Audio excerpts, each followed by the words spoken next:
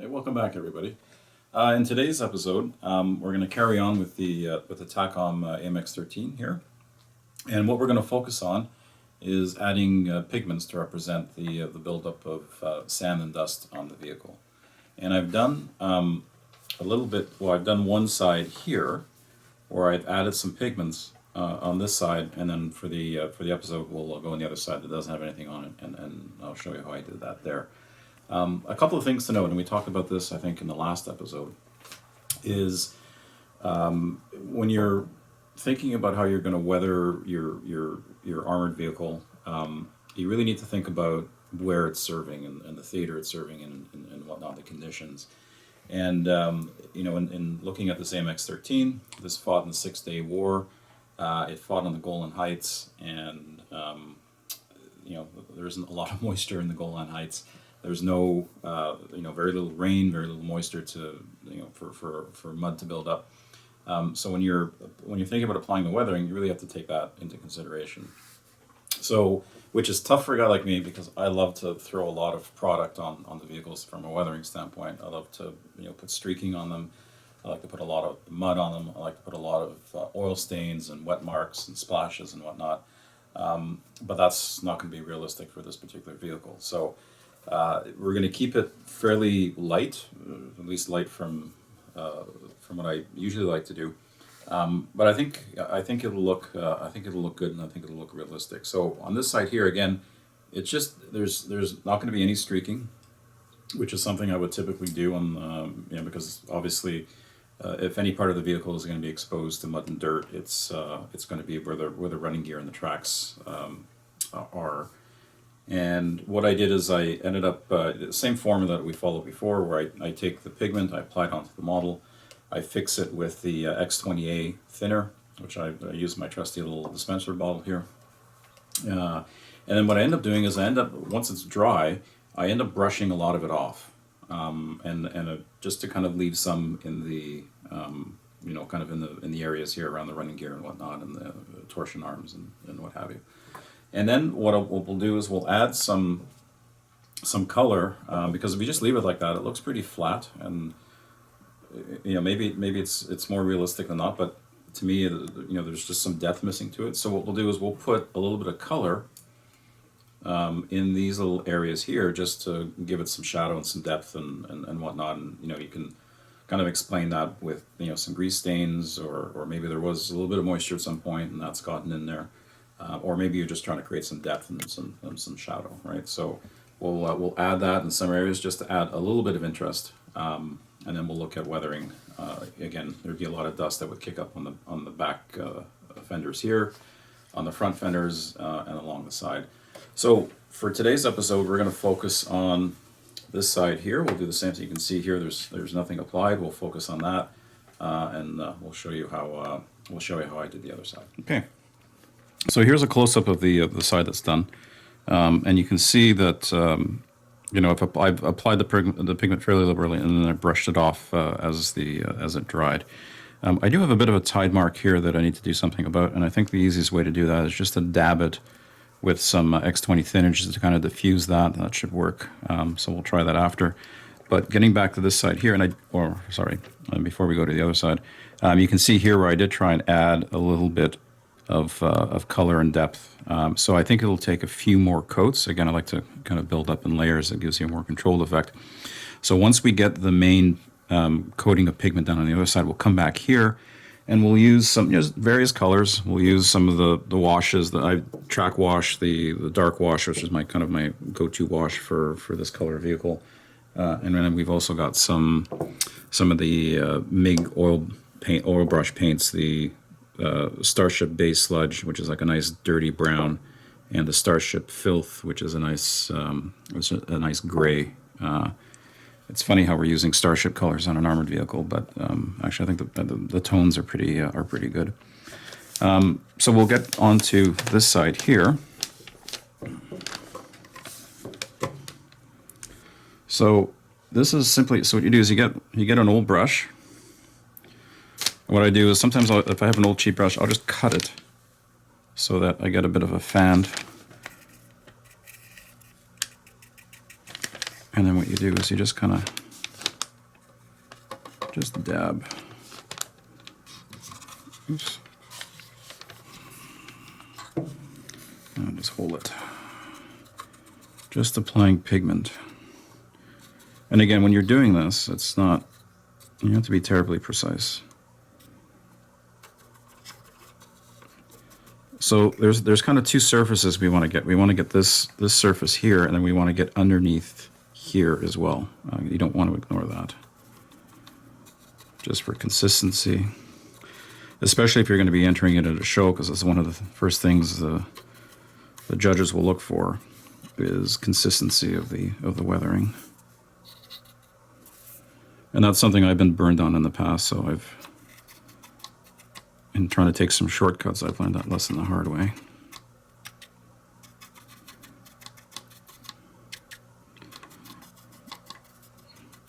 So you can see I'm not, not a terribly precise application of the pigments. Now you may be saying, gee, for a desert vehicle that doesn't have a lot of moisture, there seems to be an awful lot of pigment on there, and you'd be right. But we're going to end up taking a lot of this off.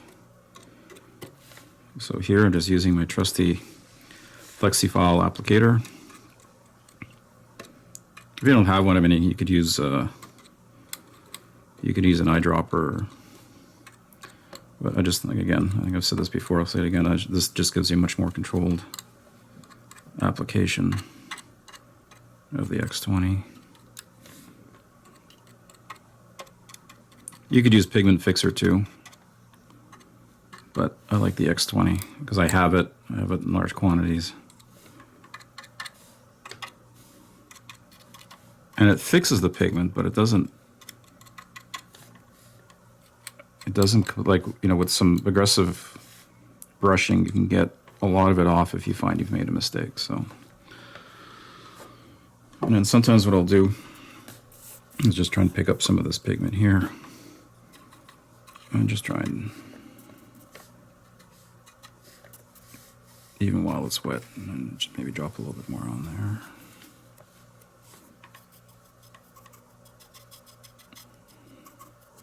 So you're not being terribly precise, which is the name of the game here.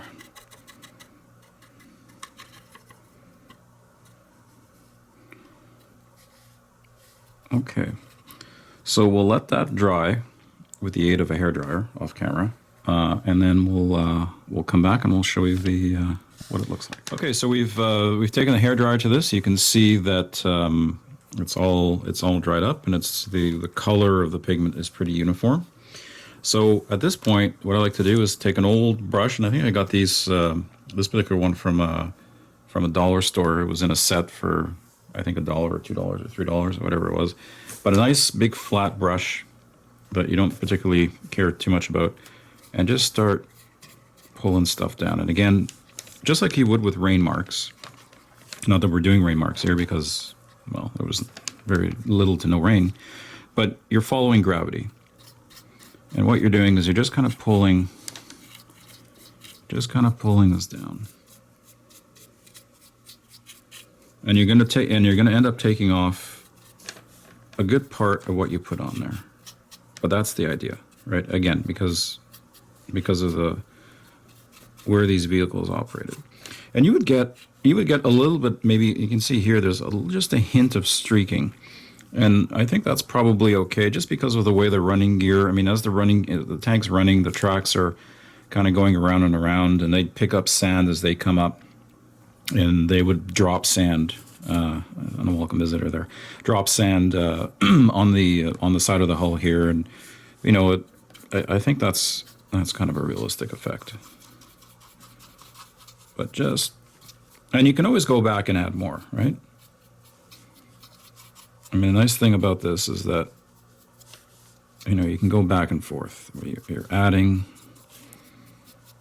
and you're taking it away, and then you're adding a little bit more and taking it away.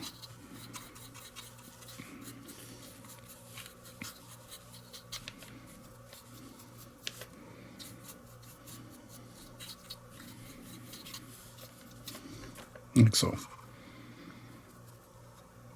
So if we look at how this compares to the other side, we're getting there. But we need to we need to apply some dust here. And I'm just going to kind of diffuse this a little bit. Not that you'll see a lot of this because you'll have the tracks in the way, but we'll know it's there. And if I was a more, if I was less of a lazy modeler, I guess, I would have done something about these holes. And I might yet go back and cover these up. And I might have to see how well the track ends up hiding. Because again, I'll take this to a few shows, and if somebody's looking at this, not that I want to tip off the judges in advance, but if somebody's looking at this and they may see these holes here, and they may see this knockup mark here. You may want to do something about those, but and even back here, but not the end of the world. Okay, so what we'll do here now is you can see that there's some tide marks here, which we may want to try and do something about. I know I mentioned that on the other side, so we'll just add some thinner here. And then I'll take a brush. Let's try it on the other side first. So if you remember, there was this tide mark up here I wanted to do something about. So I have a little bit of X20, and I'm just going to stipple this on. And see if that gets rid of the... Because what that'll do is that'll reactivate the pigment. And hopefully blend that tide line in.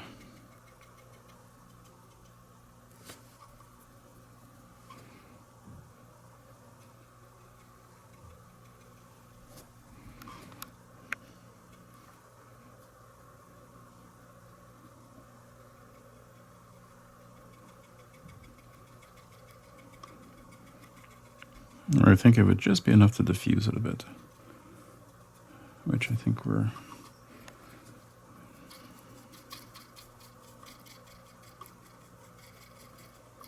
There we go, looks a little bit better.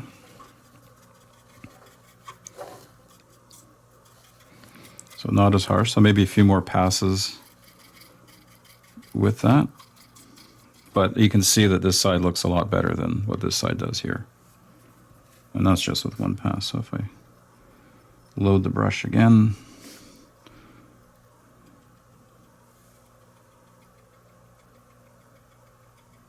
now to be fair, I think the track as it goes on will hide this anyways. But let's see if we can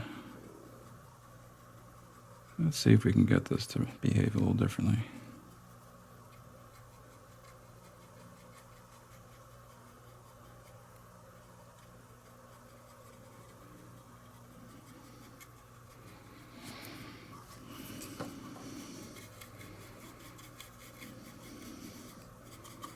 There we go.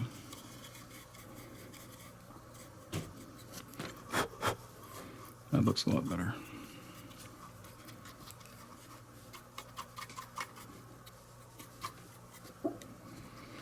Okay, so let's go back to the other side. So you can see, looks a heck of a lot better. Not as stark, it's a lot more diffused. Again, if I wanted to diffuse it even further, I could just go after it with some more X20.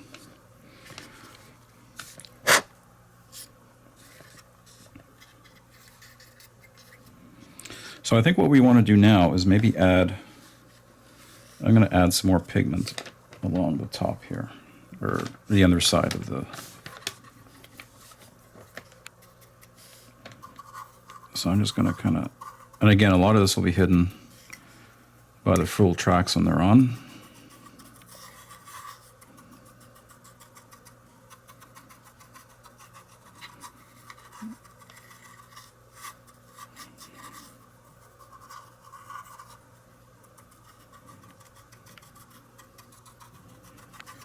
So this is all going on dry now.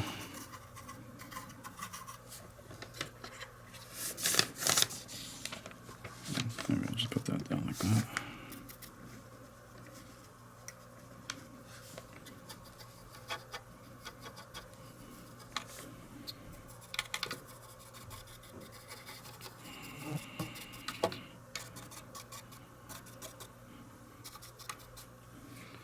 And then we'll take the X20 and just start.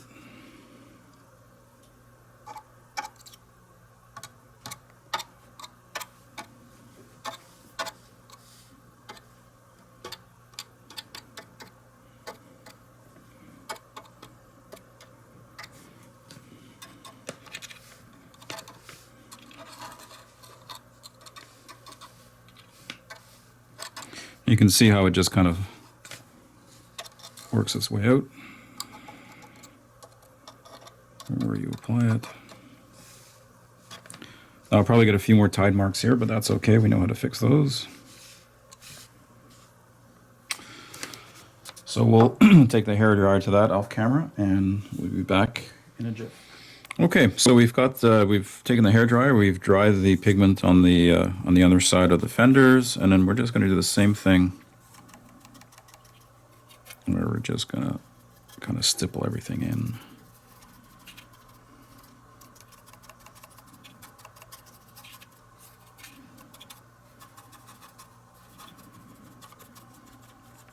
And just as a reminder to everybody, again, so I mix my own pigments, but the two color, and usually I use 3, but in this case I just use 2. So here are the pigments that I use. So I had an old AK North Africa dust, and then I have the new MIG Middle East dust, and they're pretty nice in their own rights, but a little bit different. You can see here, just a little bit different.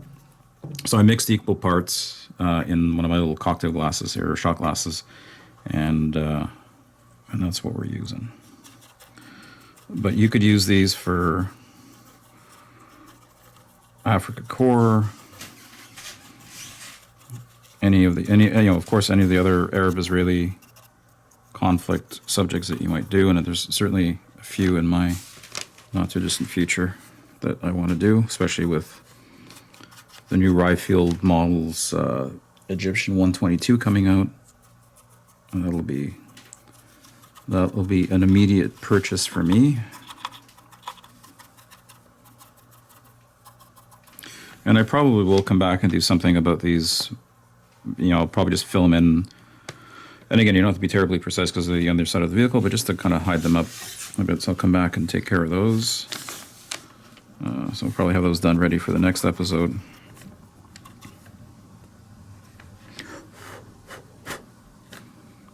Maybe we'll take just a little bit more pigment just to fix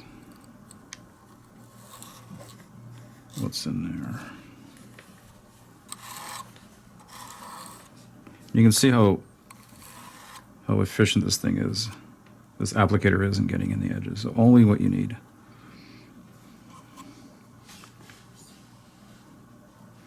Okay, so I think we'll let that dry on its own, and then we'll flip over to this side. And what we want to do now is to start adding just a little bit of depth to where there's maybe a little bit more accumulation around these swing arms, these torsion bars or suspension arms. And we'll do that using some color. And I think what I'll use is the track wash is something is a color in conjunction with the Starship filth that I used in creating the wash. So I think the thing to do here is to get some of this into, use this brush here. So it's pretty thick as is. And again, the consistency of these things, and it could be because I've had this for a while. I mean, this is one of the original AK jars when they first came out back in whenever it was, 2012 or 2011, or it seems so long ago now. So sometimes they do tend to thicken up in the jar a little bit, but nothing that a few drops of odorless thinner won't fix for you.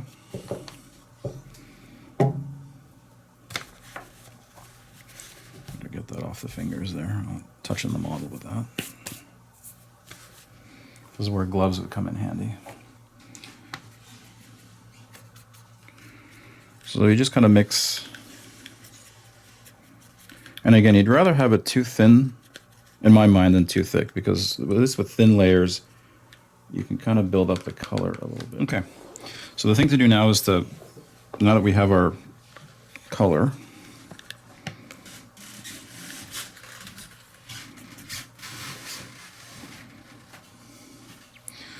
so the thing to do is just to, and we'll just pick one around here, just to touch it. And let's see if we can give it,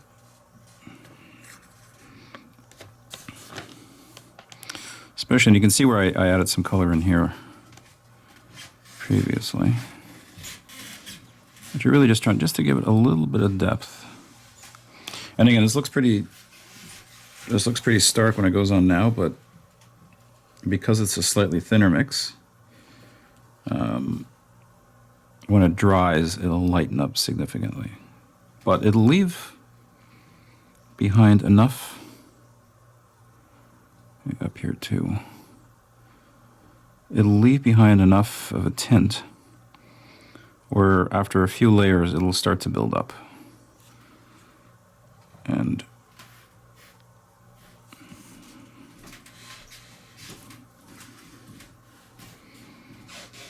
now, these will largely be hidden by the road wheels once we get around to putting them on, or I get around to putting them on.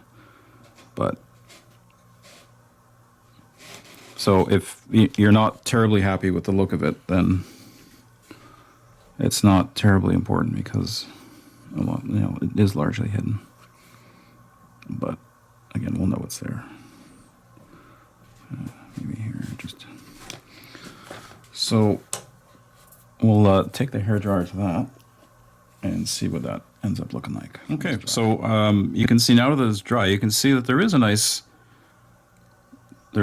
tone set to where I applied the last wash of the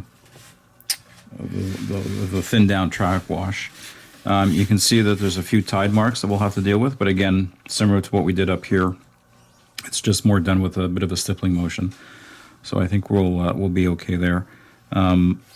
At this point, I don't know that I want to add any more color. Again, because of the environment this thing served in, from a build-up standpoint, I think subtlety is the name of the game here. So I think we'll look at working with the tide marks, and I think the best thing to do there is the same thing. Where in this case, I'll take a little bit of odorless thinner onto this brush. I'll unload most of it, and then you're just kind of doing a bit of a stippling motion here. Maybe unload it a little bit more.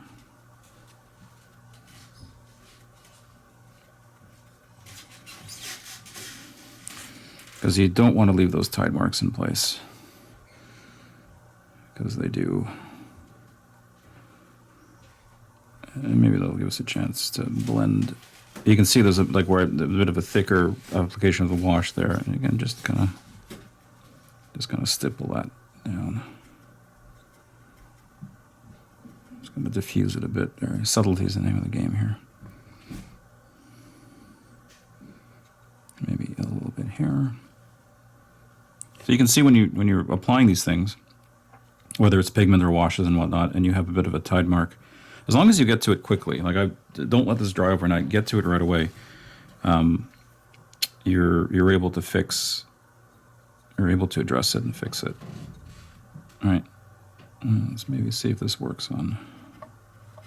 We used the X20 before, but let's see if this, while we're here.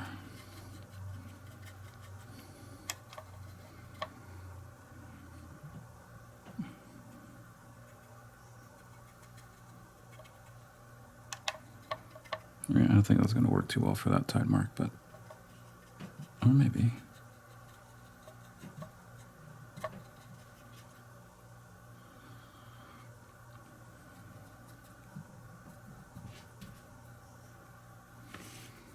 There we go. So you can see that that tide mark there is just about to disappear. Once this dries up, that'll disappear. So I think I like where we're at on this thing here. So we'll just have to address the previous tide mark up here from the initial application of the pigment, but we'll do that with X20. Now let's maybe flip over to the other side. Now let's see how we're doing there. And we can start applying some color here. So I'll do the same type of thing. So again, this is the first time we've applied, or I've applied color on this side. Or some wash. But it's the same type of thing. You're just kind of getting into the nooks and crannies. Just to try and give it, again, a little bit of depth. There's no moisture, there's no big puddles of water that these things would be driving through. Very sandy, very dusty. I think it's a good platform for understanding how to weather, well, for me anyways, how to weather desert vehicles. I haven't done too many desert vehicles in my time. But like I said, there's certainly some on the immediate horizon. And you're just kind of dabbing just a little bit, just to give it some contrast, some depth. It's all about depth.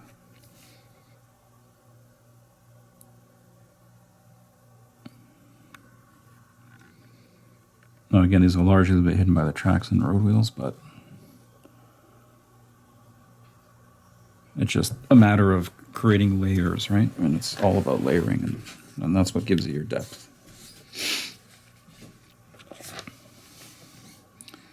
Maybe just a little bit under here. Yeah, looks good. And I can tell that if I let this dry, I'm going to have a bit of a blob here, so I'm just going to diffuse that just before it becomes an issue.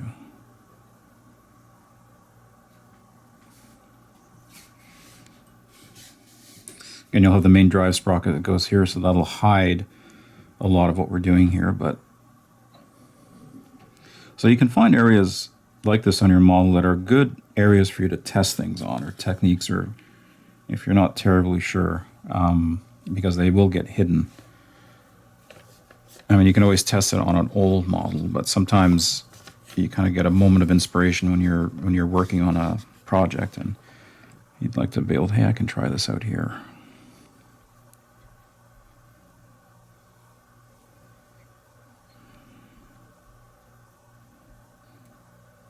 And you could probably argue that some of there might be some blown gaskets and whatnot.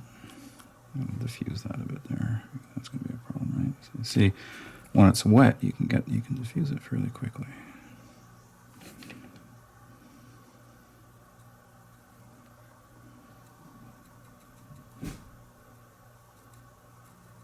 So that's stippling. Stippling is key. That's what I believe the great artists use to blend their work, the Impressionists and whatnot. But I could be wrong on that, so please don't quote me.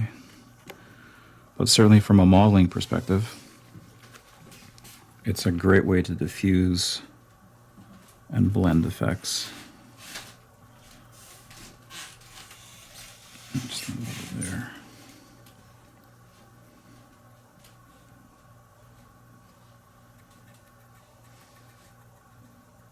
And that way, even here, like I'll try and maybe blend this in, because I know that's going to be a bit of a tight mark. Same thing with these guys here. I'll just kind of blend that.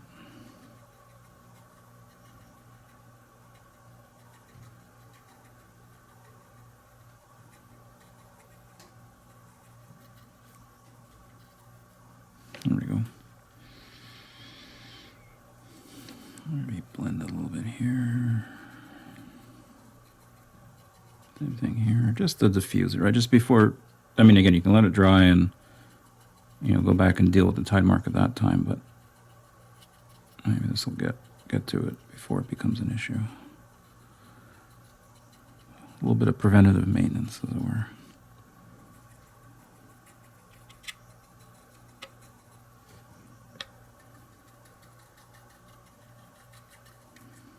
There we go. Looks nice and diffused. Okay, so we'll let that dry, or maybe help it dry with a hair dryer, and we'll take a look. Okay, so now we've got this all dry. You can see there's a bit of a tide mark here, but the other areas that we looked at diffusing, we got to. I think that was a pretty nice effect. So what we may do is let's add,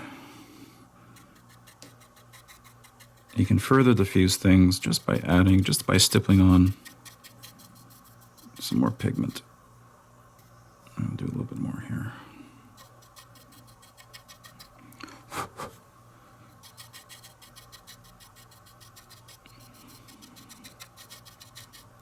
So I think that looks pretty good.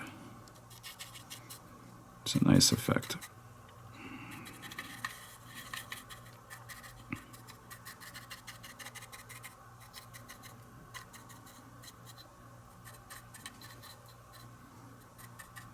So you can see you have really all kinds of options to go back and blend, and if you're not quite happy with something, you can go back in and either with some color, like some thin down wash, or with some pigments, you can go back and blend. I think that looks pretty. I think we're pretty happy with that. Let's go look at the other side to see how that compares. So I think we're in the right ballpark. Maybe here, do the same type of thing. Add a little bit more pigment here.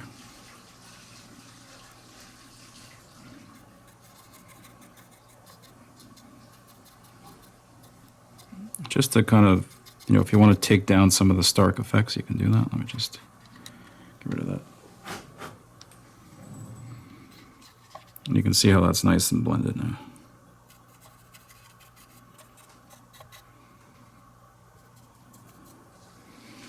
Okay, so I think we're good for now. I think we're good with the sides. I don't know that I'd want to add a whole lot more. I typically like to add like a blown gasket, and it would be like a bit of oil leaking. Maybe we'll do that to one of these. I certainly won't do it every single one. That'd be too much. But and maybe a little bit here for this. This looks like a bit of a strut here.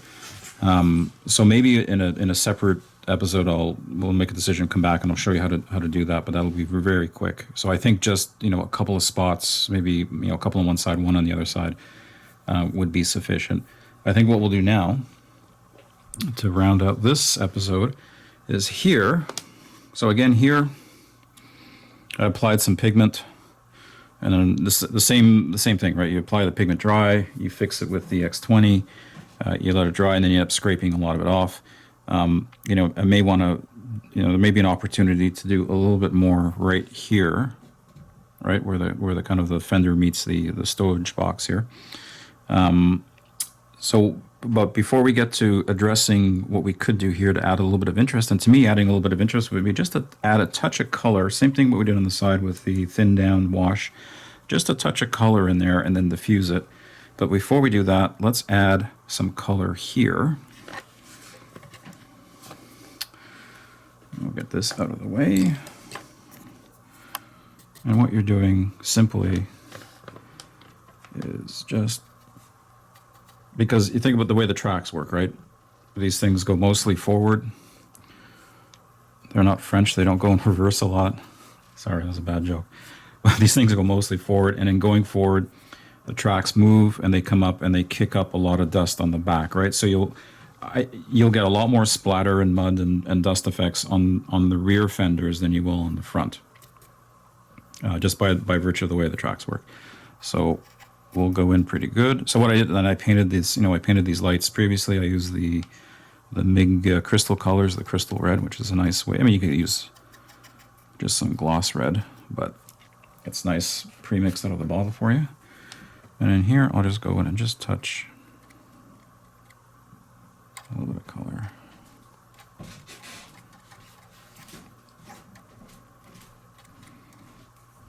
Just like that.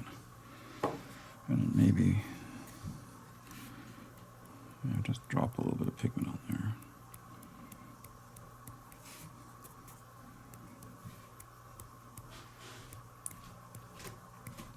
Again, you'll be able to, if you find this is too much, you'll be able to brush a lot of this off. Just like so.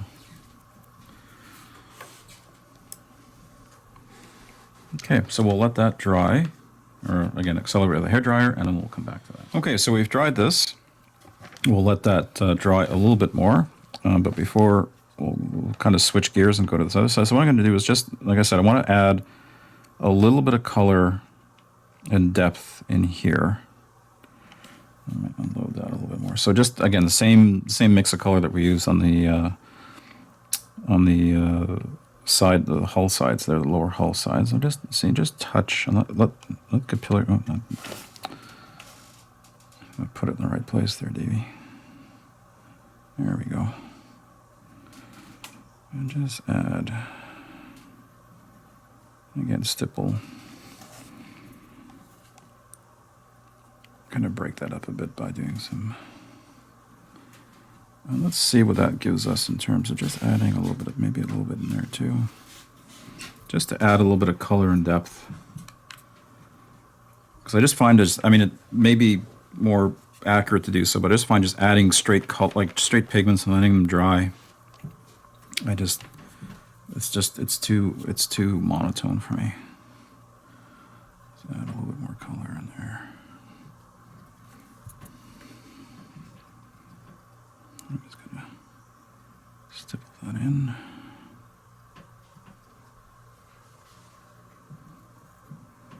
Like so. And maybe in there too, just to add a little bit of. And then maybe just.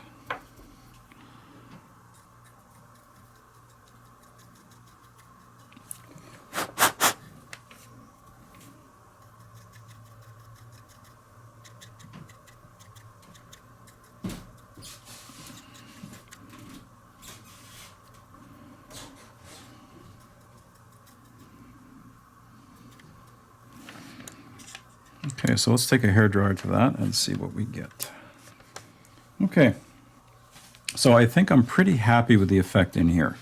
I don't think I would do anything more to that. And in fact, I may just hit that with a little bit more pigment just to cut it back a bit. But to be fair, even though I hit it with a hairdryer, it may still be drying, so I might let that sit for a bit. Now let's get back to this side here. So again, now that we've applied the pigment, we've applied the X20, now it's dried. Now we can start just kind of, with a soft brush, just go in there and just start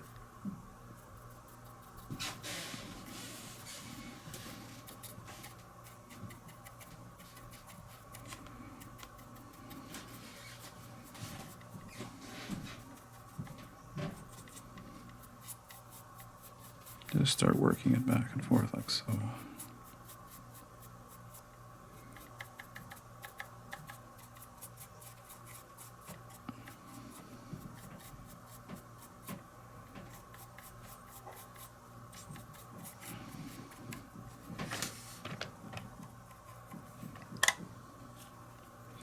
And we'll do the same thing, give it the same treatment in the, again, just to give it a little bit more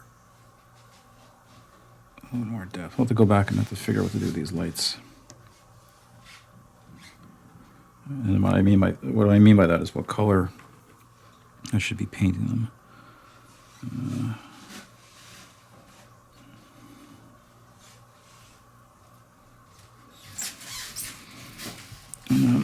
Same type of thing where you're just kind of, see there's a bit of a pool there. I'll just stipple that just to break that up a bit.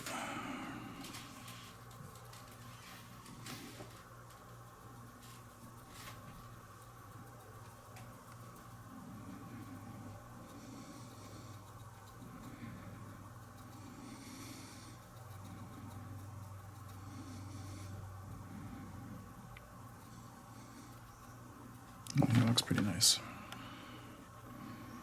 To be fair, I don't know, even though I hit this with a hairdryer, I think that's still drying. So I may come after this and take even a little bit more of that off. But in terms of the effect in here, I think that looks pretty good. I think that looks pretty good. So we still have to do, the front fenders, which we did. I did this one here. We'll have to do this one. And then you still got to do like the underside. We haven't paid any attention to the underside yet. So that needs the same type of treatment. We need the front here. We need to do something in here as well, because this would be, especially with this guard here, I guess. This would be a perfect, as there's all kinds of dust and sand and stuff we get in there. The reason why I haven't done anything there yet is because I do want to put something in here. I'm not quite sure what that is yet. Maybe some 30 cal ammo boxes, or a crate of some kind, or a sack, or a sandbag, or something. So I would like to put something in there. I've got to paint these tracks, and I've got to paint the rubber on the road wheel here, on the spare road wheel here. And then I've also got some barbed wire from Plus Models that I'm going to wrap up and place on top here. Again, this is another area of interest. So once I've figured out what I'm going to do here, then we'll start, that'll be a separate episode, I guess, because I think there'll be enough to look at there to warrant its own episode. But really, in terms of this, it's a matter of carrying on here and on the back, especially on the back, because again, there would certainly be more to do on the back here. And I think maybe what we'll do is we'll just maybe start here and start applying some pigments. So I'm just going to try and set the model so I have a bit of a stable base. And there's a lot of photo etch stuff on here, and these are, if you remember, these are lead foil straps that I added, and I've already broken one of them off and had to re-glue them, so I do want to try and be careful. So, but again, maybe we'll support that a little bit better. Just kind of.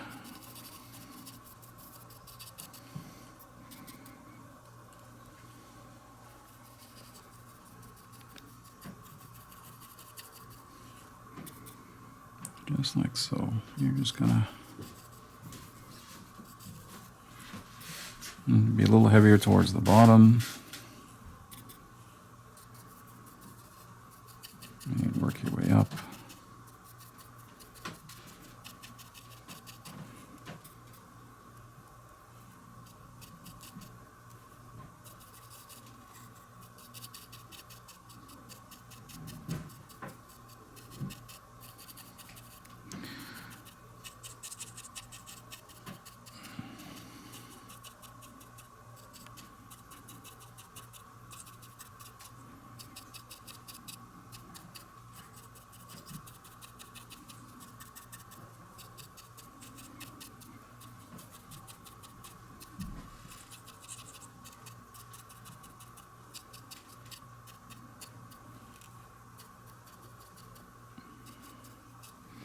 So now let's take some some fixer.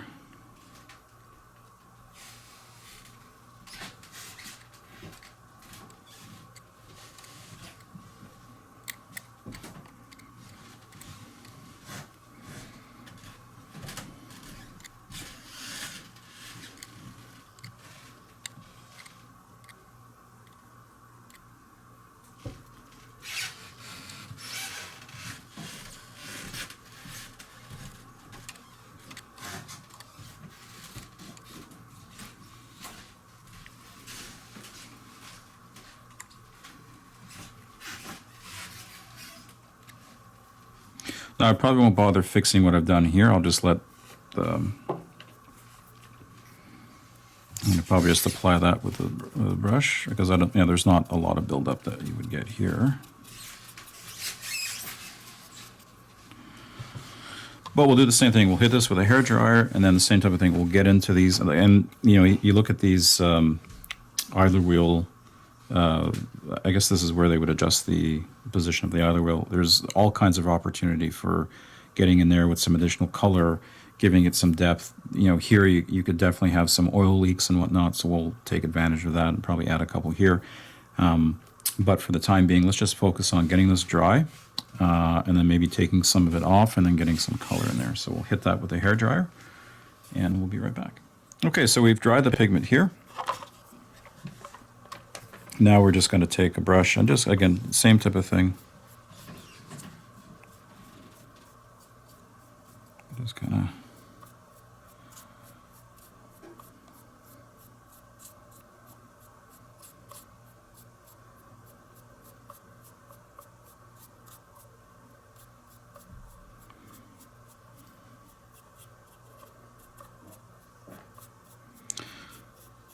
just to kind of blend it and reduce the,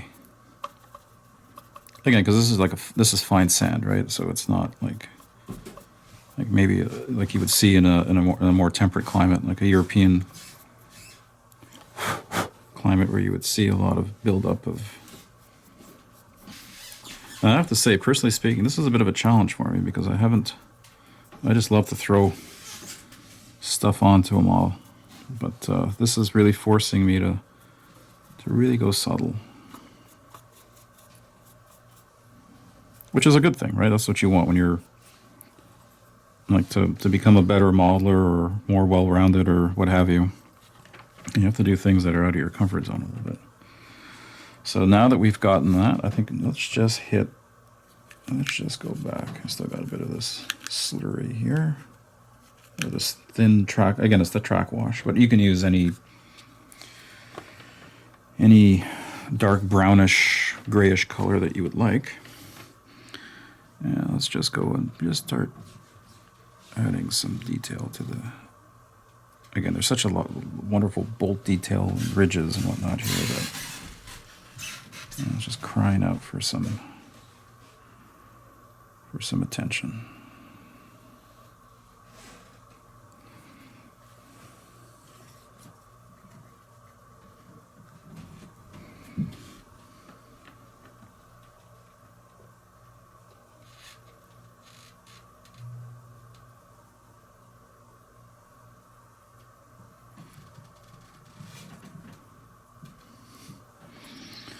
So again, here there's a bit of a buildup, so we'll just diffuse that.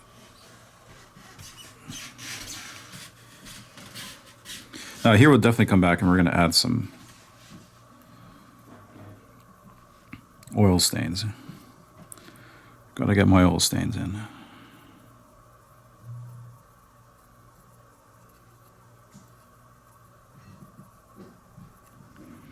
Now, we didn't do a lot of chipping on the model yet, so we may do that on the upper surfaces and come back to that, but it'll be another episode. So you see there's no, I mean, sometimes it's more convenient to do certain things in certain orders, but, you know, if you forget, again, it's always easy enough to come back. Let's just add some color in there. Around here. Again, because it's a thin down mixture, you can really build it up in layers. But getting back to the order of events, you know, you can, if you forget to do something, and I do, right? Sometimes, or I'll get carried away working in one part of the vehicle and I'll take it past the point that maybe I should because, you know, it's just more, in the overall scheme of things, more convenient to stop and maybe, you know, stop and do some chipping or whatnot, but you can go back and forth. And there's no hard and set rules for when you do what.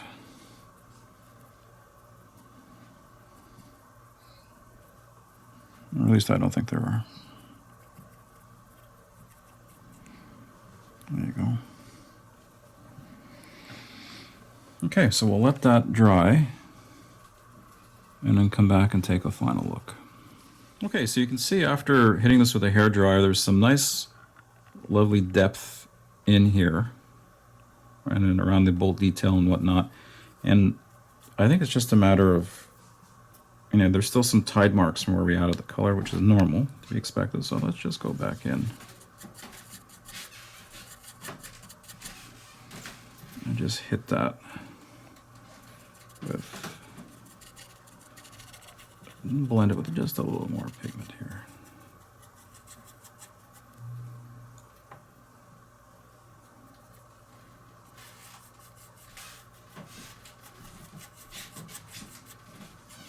You can see, so just, you know, with a few quick passes, I've already really reduced the impact of those tide marks.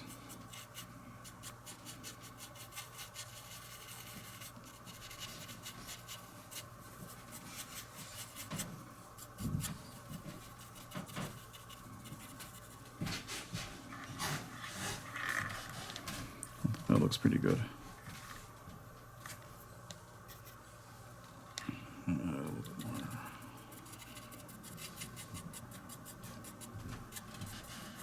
The nice thing about, again, these are the mission model paints that I used on this. The nice thing about them is they give you a nice eggshell finish, which gives just enough of a matte surface or a rough surface for pigments. Not too much though. I think just the perfect. I really like those paints. I mean, you know, Tamiya and Gunsies are probably still going to be the, you know, people's preferred go-to paints, but I gotta say those mission model paints and the color ranges that they have, I'm a fan.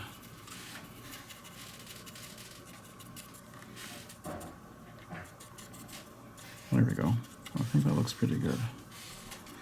So I think the next step here is to come back in with maybe some oil and grease stains, maybe work the fusing of the pigments up the storage basket a little bit, not too much though. And I think we can probably call that end of it done. So good progress on it today. We'll come back and do the same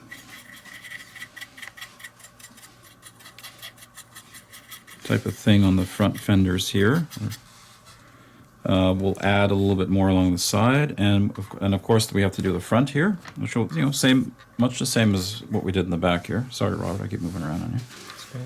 But we'll do that. I'll do that off camera, the same type of thing, and then of course we can't forget the bottom. And there's all kinds of opportunities to, you know, to get some depth and whatnot. And again, here, because I guess this is where the engine would sit, there'd be all kinds of, you know, grease and whatnot from using these panels, and these are access panels for effecting repairs and getting to certain components of the engine.